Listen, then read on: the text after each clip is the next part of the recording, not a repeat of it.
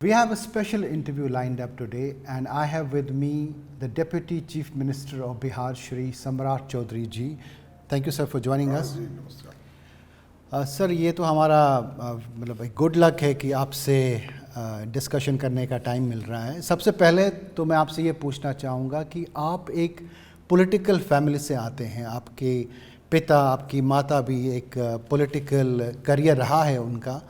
तो सबसे पहले मुझे ये बताएं कि आपका जब पॉलिटिकल जो करियर है, इसमें आपको कितना प्रेशर लगा initially? How much difficult was it for you to fit into the shoes of this huge responsibility? अगर हम स्टार्ट यहाँ से करें. बिहार की राजनीति में मैं आता भी नहीं, क्योंकि मेरे पिताजी एक फौजी रहे और तीनों युद्ध 62, 65 और 71 तीनों युद्ध लड़ने के बाद वो बिहार की राजनीति में आए. और कहीं से दूर दूर तक हम लोग को ये नहीं था कि मैं राजनीति में आऊँगा. 1995 में लालू प्रसाद जी ने मेरे परिवार के तत्कालीन जो मुख्यमंत्री थे बिहार के, पिताजी क्योंकि उनके राइवल थे, तो उन्होंने पूरे परिवार के लगभग 22 लोगों को जेल में डाला, हमारे परिवार के.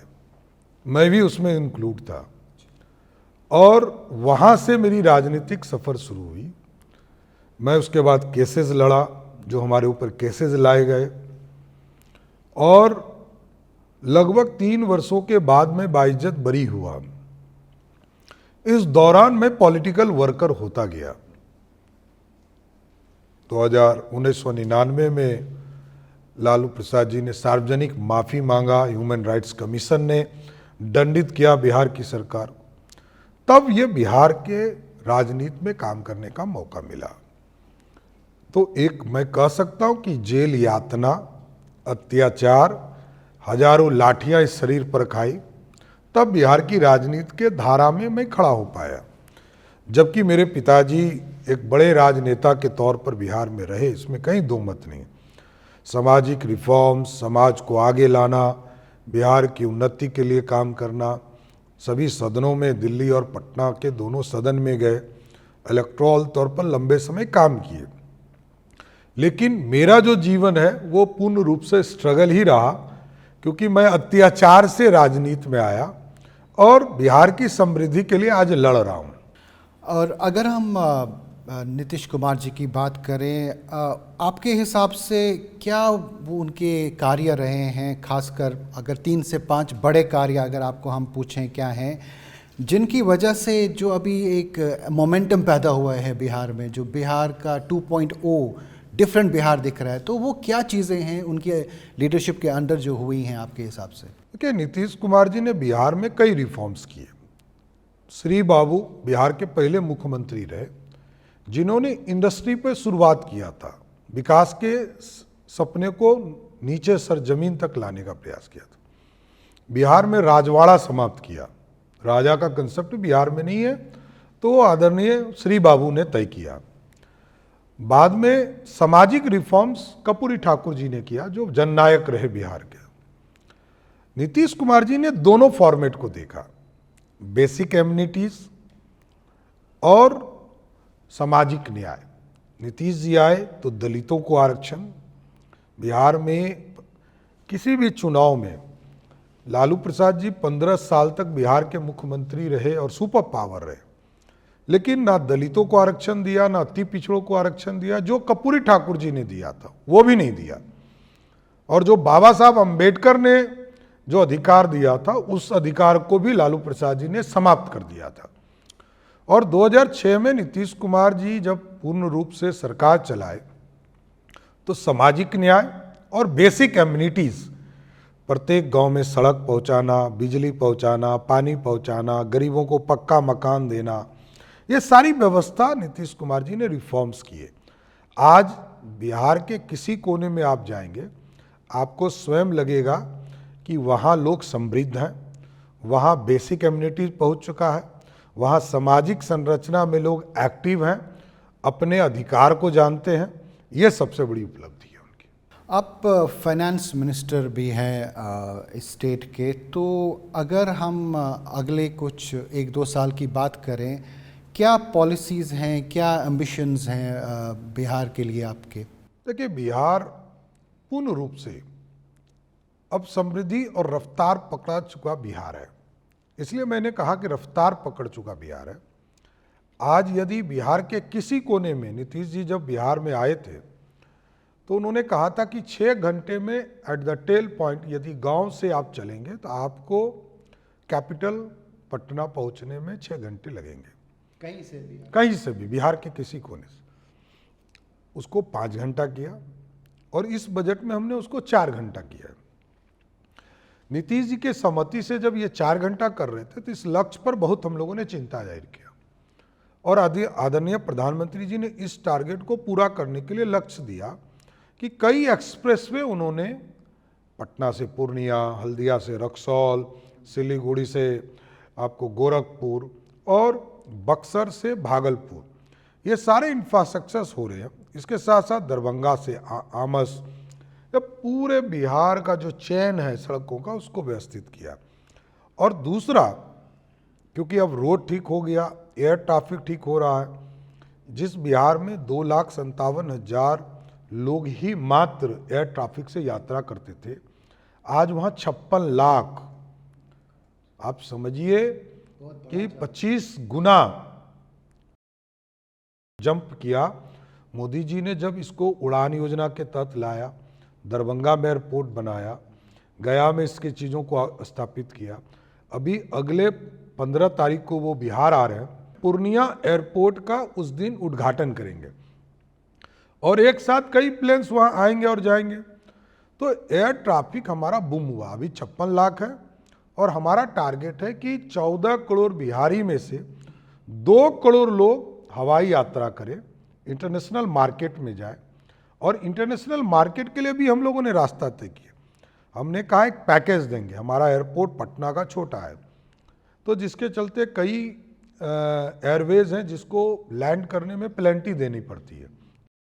तो हम लोगों ने ये तय किया है कि हम उसमें जो प्लेंटी का राशि है उससे अधिक राशि हम उनको देंगे जब वो पटना आए और पटना से काठमांडू जाए, पटना से शारजाह जाए, बिहार से और जो हमारे एयरपोर्ट्स हैं दरभंगा और गया जी, उस एयरपोर्ट से इंटरनेशनल फ्लाइट्स उड़े और शारजाह जाए, दुबई जाए, इन सारी व्यवस्था को करने का काम किया जाए, तो जिससे कि बिहार के लोगों को आर्थिक रूप से समृद्धि मिल सके। क्योंकि नीतीश जी ने स्पष्ट तौर पर, मोदी जी और नीतीश जी की जो जोड़ी है विकास का मॉडल है, और बिहार में समृद्धि तभी आएगा जब इंटरनेशनल मार्केट्स और इंडस्ट्री को खड़ा कर पाएंगे। अभी हम लोगों के लिए चैलेंज था, नीतीश जी ने 2020 के चुनाव में 10 लाख सरकारी नौकरी और 10 लाख रोजगार देने का वादा किया था। अब मेरे को ज़्यादा खुशी हो रही है कि आज के तारीख में हम 11.5 लाख लोगों को नौकरी दे चुके हैं सरकारी, और लगभग 40 लाख लोगों को रोजगार दे चुके हैं, मतलब मोर देन 50 लाख। इसलिए इस बार आदरणीय मुख्यमंत्री जी ने तय किया है कि अब हम 1 करोड़ लोगों को अगले 5 वर्षों में रोजगार देंगे और सरकारी नौकरी देंगे। और ये लक्ष्य पूरा कैसे होगा? जब इंडस्ट्री खड़ा करेंगे तभी हो पाएगा। तो प्लान है कि अब इंफ्रास्ट्रक्चर का काम लगभग पूरा हुआ, बिजली का काम पूरा हुआ, पानी पहुंचाने का काम हुआ, पानी स्टोरेज का काम हुआ, इरिगेशन का काम हुआ, कृषि रोड मैप लाया गया, ये सारे चीज लाए गए। अब हम इंडस्ट्री को बूम करेंगे, इंडस्ट्री को पैकेज देंगे।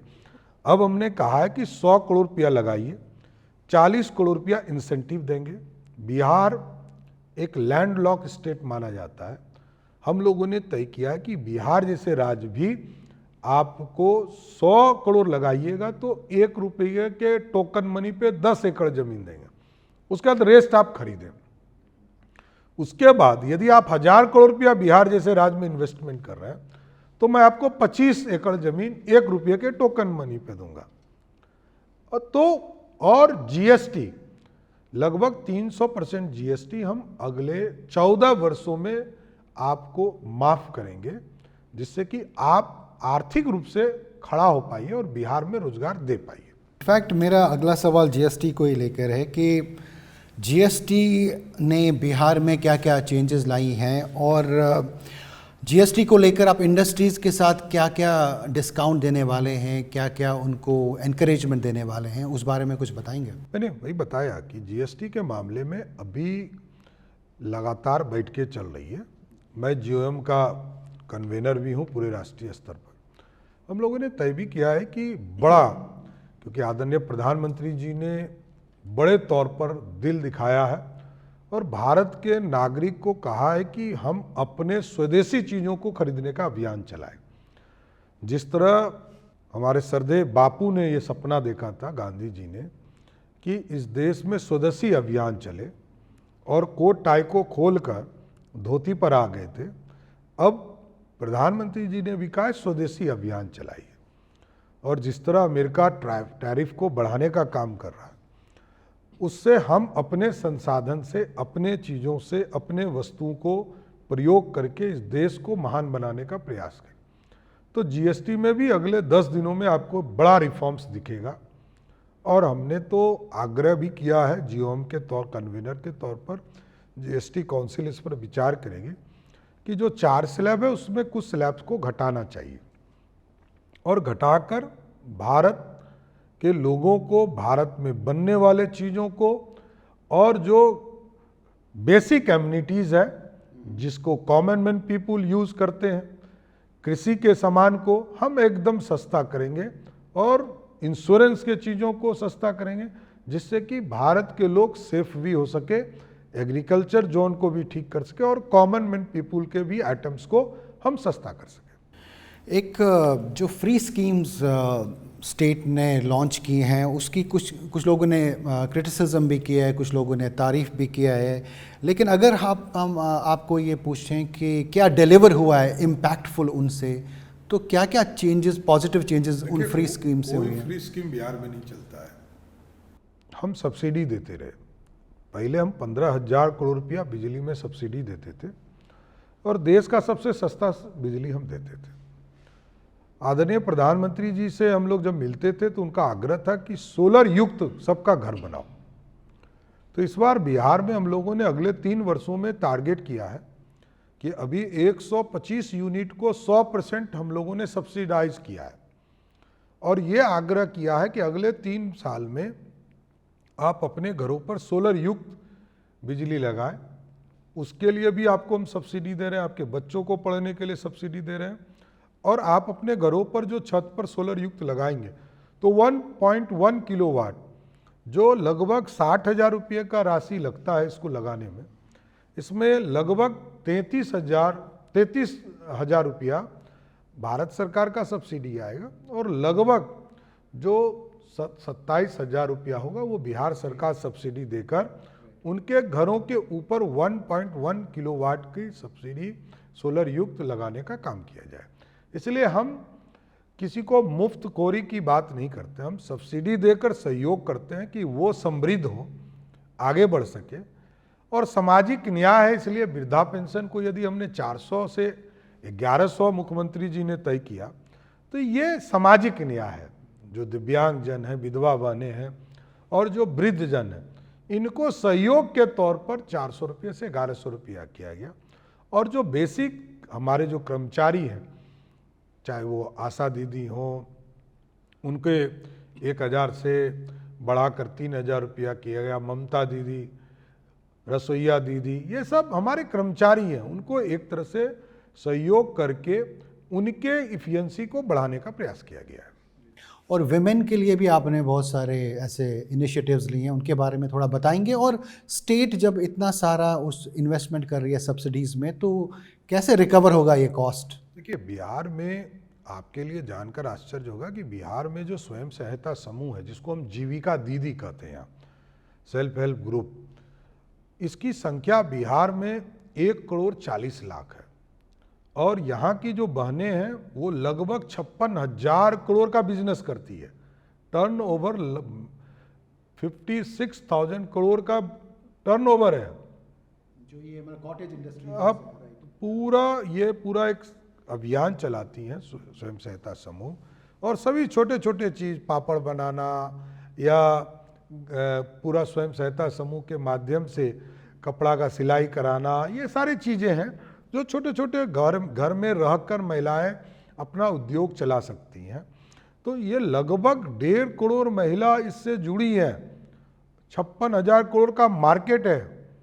बिहार में नीतीश कुमार जी ने उनको इंसेंटिव देने का काम किया, उसकी पूरी व्यवस्था किया, और आज भी यदि बिहार में या देश में कोई भी बैंक 10 पॉइंट से अधिक राशि का इंटरेस्ट ले रहा है, हम उनको मात्र 7% के इंटरेस्ट रेट पर राशि उपलब्ध करा रहे हैं, जिससे कि बहनें हमारी आत्मनिर्भर हो रही है, समृद्ध हो रही है। और आपके लिए जानकर खुशी होगा कि 40 लाख बहनें लखपति है बिहार में, लखपति है, जो एकदम गरीब है, घर गांव में रहती हैं, लाखों रुपया कमा रही हैं और अपने जीवन में बच्चों के खुशहाली लाने का काम कर रहे हैं। अगर हम कास्ट सर्वे और कोर्ट रूलिंग्स की बात कर रहे हैं, तो आपका रोड मैप मंडल रिलेटेड रिफॉर्म्स को लेकर क्या है, कैसे आप उसको देखते हैं, क्या क्या नई चीज़ें उसमें कर रहे हैं आप? देखिए, पूर्ण रूप से, क्योंकि दूसरी जितनी पार्टियां हैं, लालू प्रसाद जी 1990 से 2005 तक बिहार के मुख्यमंत्री रहे, और यहाँ 2 पार्ट में बिहार बटा हुआ है। एक तरफ लालू प्रसाद जी का लालूवाद है, दूसरी तरफ नीतीशवाद है। नीतीश कुमार जी के साथ मोदी जी हैं, मोदी जी और नीतीश जी का वर्क विजन, डेवलपमेंट विजन, इस पर बिहार चल रहा है। दूसरे तरफ लालू जी का विजन है, उन्होंने बिहार में मुख्यमंत्री रहते चारा घोटाला किया, अलकतरा घोटाला किया, रेलवे मिनिस्टर हुए तो उन्होंने नौकरी के बदले जमीन लिखवाया, और वहाँ पर पावर डिसेंट्रलाइज है। डिसेंट्रलाइज का मतलब है मुख्यमंत्री वहाँ पावरफुल नहीं हो सकते। सुपर पावर मुख्यमंत्री लालू प्रसाद हैं, राबड़ी देवी हैं, मीसा भारती हैं, रोनी आचार्य हैं, तेज प्रताप है, और 5.5वें स्थान पर उनका मुख्यमंत्री का उम्मीदवार। दूसरे साइड में मुख्यमंत्री नीतीश कुमार हैं, उनके ऊपर मोदी जी हैं। लालू जी के ऊपर कौन है? जिसने उनको मुखिया बनने लायक भी नहीं छोड़ा, वो है राहुल गांधी। और राहुल गांधी के परिवार ने लगभग 55 वर्षों तक इस भारत को लूटा। उनके माता जी का सुपर पावर थी 10 वर्ष तक, तब बिहार को कुछ नहीं दिया। और इनके पिताजी ने मंडल कमीशन का विरोध किया, मंडल कमीशन को पानी पी पी के गाली देने का काम किया। इनकी दादी पूरे आरक्षण के विरोधी थी। मंडल कमीशन का रिपोर्ट 1979 में आया, ना उनके दादी ने ना उनके पिताजी ने आरक्षण लागू नहीं किया।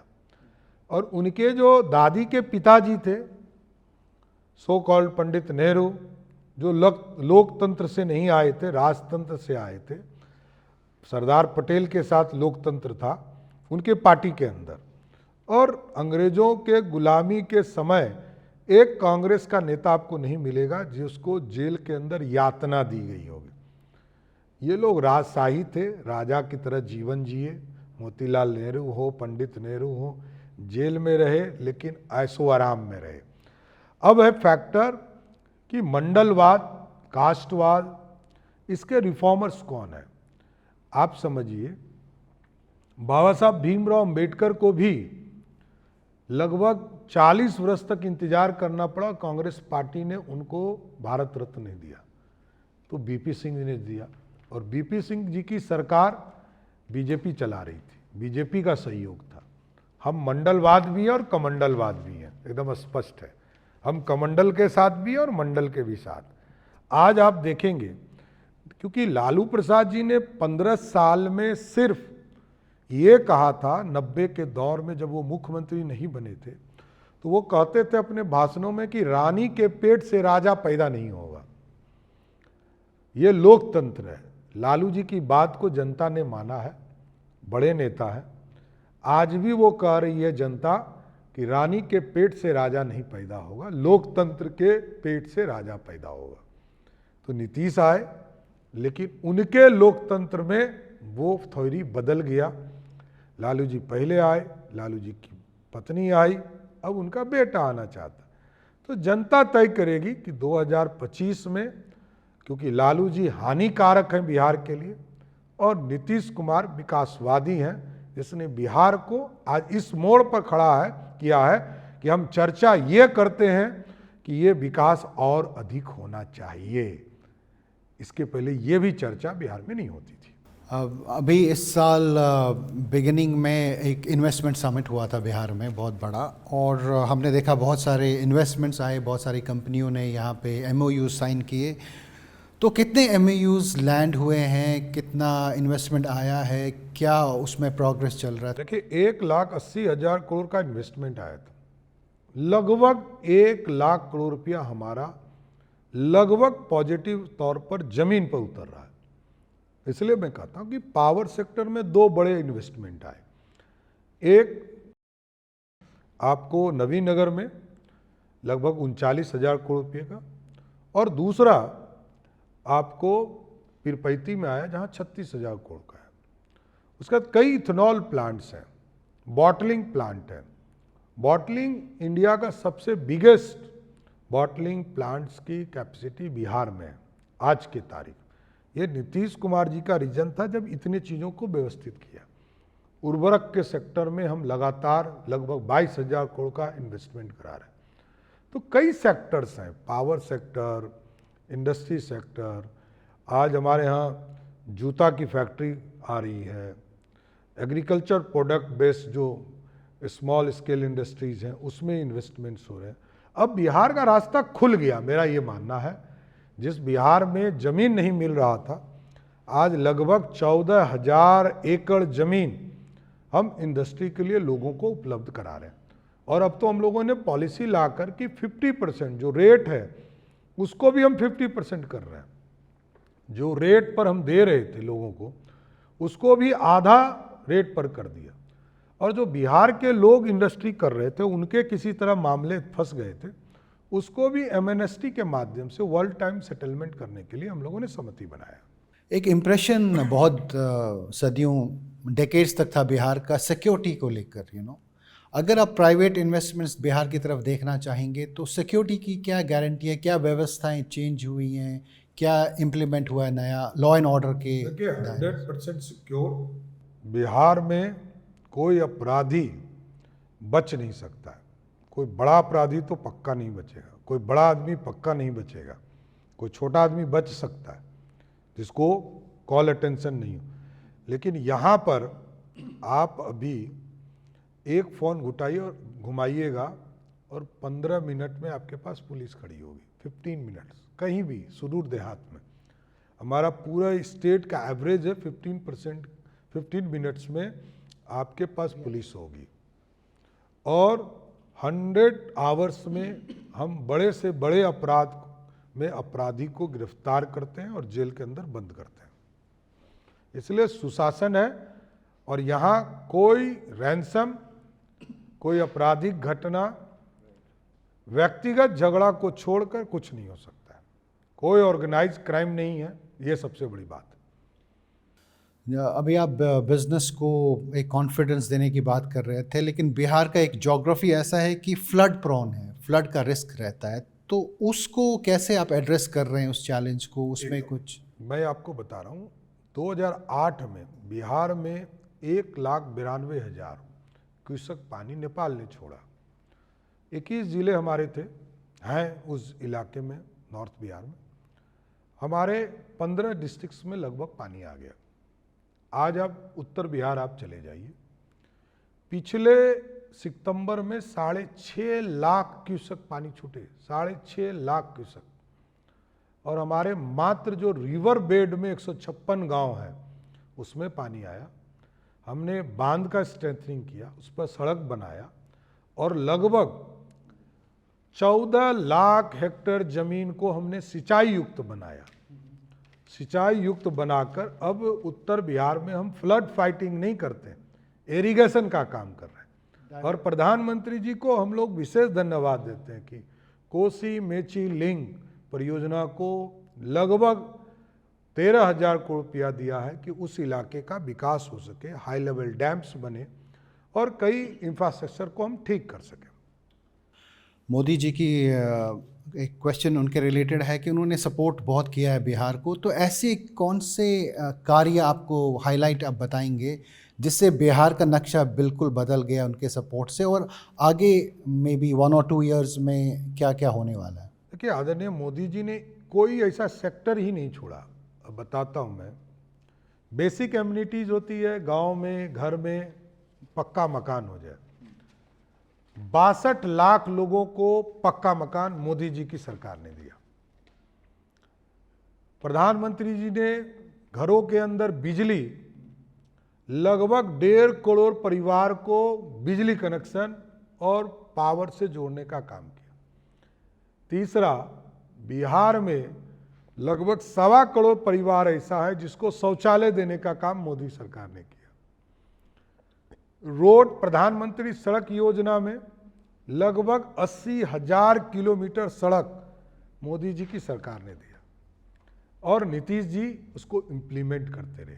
सबसे बड़ी चीज़ है कि नीतीश जी और मोदी जी के ट्यूनिंग से बिहार विकास हो रहा है। आज यदि एक्सप्रेसवे बन रहे हैं, आज यदि 4 लेन का काम हो रहा है, उड़ान योजना के तहत एरोप्लेन की व्यवस्था की जा रही है, एरोड्राम की व्यवस्था की जा रही है, तो ये मल्टीपर्पस चीज़ों को खड़ा किया जा रहा है।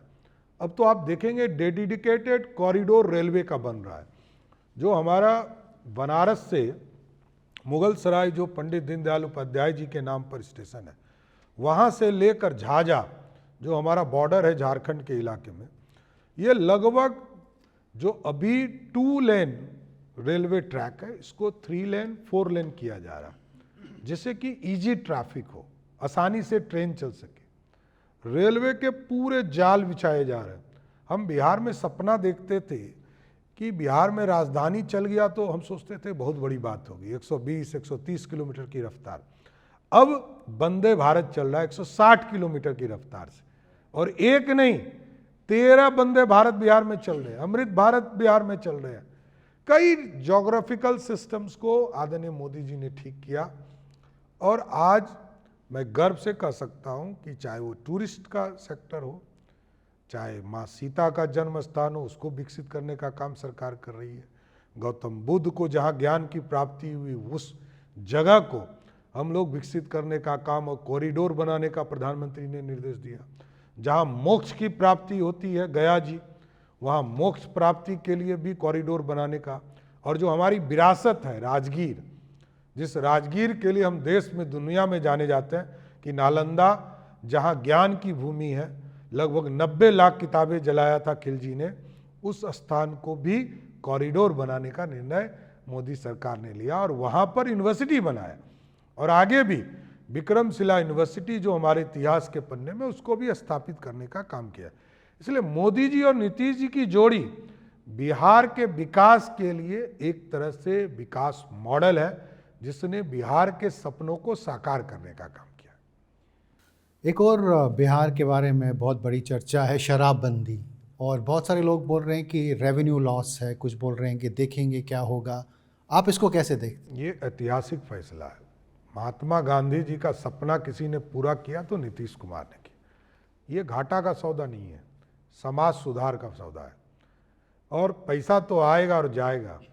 और मैंने तो उस बिहार को भी देखा है, जब मैं पहली बार सदन में था तो बिहार के रेवेन्यू का 87% झारखंड से आता था और 13% इस बिहार से आता था। गर्व उस दिन हुआ जब मैं बजट पेश कर रहा था और 1 घंटे पहले झारखंड का बजट आया, उसका 1,40,000 करोड़ का बजट था और मेरा बजट 3,17,000 करोड़ का था। ये बदला हुआ बिहार है जो रफ्तार पकड़ चुका और आगे बढ़ेगा, और बिहार अगले 10 वर्षों में बिहार भारत का सर्वश्रेष्ठ और विकसित राज्यों में से एक होगा। मेरा फाइनल क्वेश्चन है कि अगले 10 साल में, अब इलेक्शन भी आ रहे हैं वैसे, तो 10 साल में क्या विजन है आपका, नीतीश जी का क्या विजन है बिहार को लेकर? एक एज ए जर्नलिस्ट हम बोलेंगे कि ट्रांसफॉर्मेशन दिख रहा है स्टेट में, ऑफ कोर्स, बट 10 साल में बिहार को आप कहाँ पहुँचाना चाहते हैं? देखिए, मैंने कहा बेसिक एम्यूनिटीज़ हम लोगों ने लगभग पहुँचाए। बेसिक काम हमारे पूरे हुए हैं, लेकिन इंडस्ट्री, क्योंकि रेवेन्यू और बिहार में रोजगार, ये दो बड़ी चुनौती है। इंडस्ट्री आने से रेवेन्यू भी हमें आएगा और रोजगार भी हमारे घर में मिलेगा। हमारे बच्चे या बिहार के लोग जाकर बॉम्बे को बड़ा कर रहे हैं, बिहार के लोग दुनिया को ठीक कर रहे हैं, दिल्ली को ठीक कर रहे हैं। बिहार की समृद्धि के लिए बिहारी जरूर बिहार वापस आएंगे और उसका दो ही रास्ता हो सकता है, यहाँ इंडस्ट्री को खड़ा करना और यहाँ पर रोजगार देना और यहाँ रेवेन्यू पैदा करना, जिससे कि बिहार आत्मनिर्भर हो सके और समृद्ध हो सके। जो इन्वेस्टर्स बिहार की तरफ देख रहे हैं और जो बिहार मूल्य से जो लोग हैं, जो जिन्होंने बाहर बनाया है, उनके लिए आप क्या बोलना चाहेंगे? नहीं, उनके लिए मैं ही कहूँगा कि अब लौट चले। ये बिहार आपका बिहार है और ये बिहार वो बिहार है जो एक जमाने में मगध था, जो सोने की चिड़िया कहता था भारत को। और जब तक बिहार नहीं बढ़ेगा, दुनिया नहीं बढ़, देश नहीं बढ़ सकता है, भारत की समृद्धि नहीं आ सकती। तो समृद्धि लाने के लिए अपने राज्य को भी खड़ा कीजिए और इसमें सरकार का मदद कीजिए। इंडस्ट्री के लिए हमने रास्ता खोला है, रेवेन्यू के लिए रास्ता खोला है, इंफ्रास्ट्रक्चर के लिए रास्ता खोला है। तो बिहार के लोगों से प्रथम आग्रह यही है कि आप लौट चले बिहार और बिहार को समृद्ध बनाएं। Thank you so much. Very pleasure to talk to you. Thank you so much.